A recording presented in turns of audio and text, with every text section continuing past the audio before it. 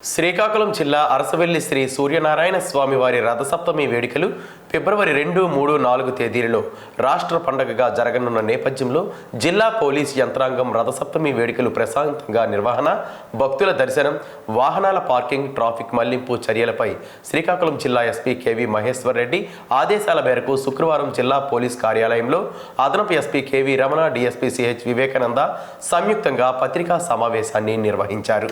రథసప్తమి వేడుకలు పురస్కరించుకుని భక్తులు ఒక్కరికి 300, ఇద్దరికి 500 రూపాయలలో దర్శనానికి అనుమతి.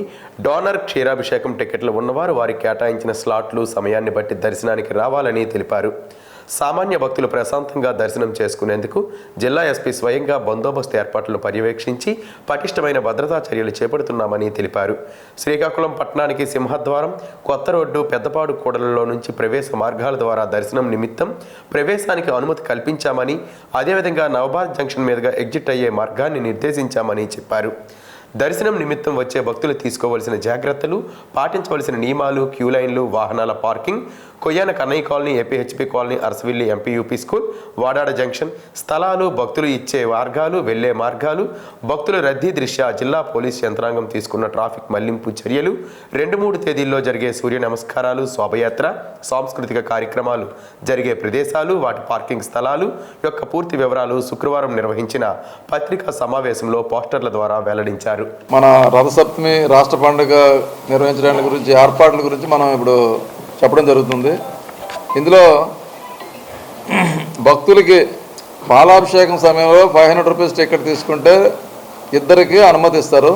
అలాగే 300 రూపీస్ టికెట్ తీస్తే ఒకరికి అనుమతిస్తారు. అలాగే వాళ్ళకి స్లాట్స్ ఆల్రెడీ ఇవ్వడం జరిగింది. అంటే వాళ్ళకి ఏదో 7 to 8 లేకపోతే 9 to 10 అట్లా స్లాట్స్ ఉంటాయి. ఆ స్లాట్స్లో వస్తే వాళ్ళు ఈజీగా వాళ్ళకి ఎక్కువ సేపు వెయిటింగ్ లేకుండా మనకి వాళ్ళు పంపించడం జరుగుతుంది.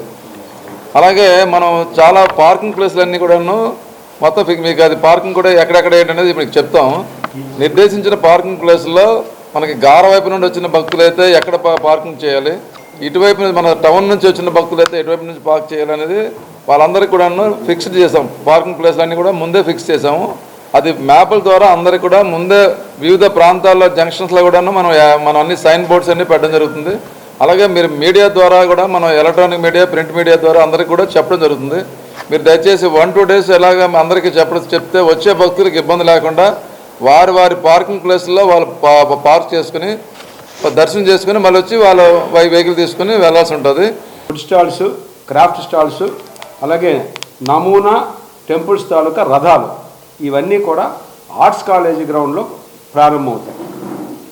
వాటి దగ్గర కూడా మేము కోడిరామూర్తి స్టేడియంని పార్కింగ్ ప్లేస్గా నియమించడం జరిగింది.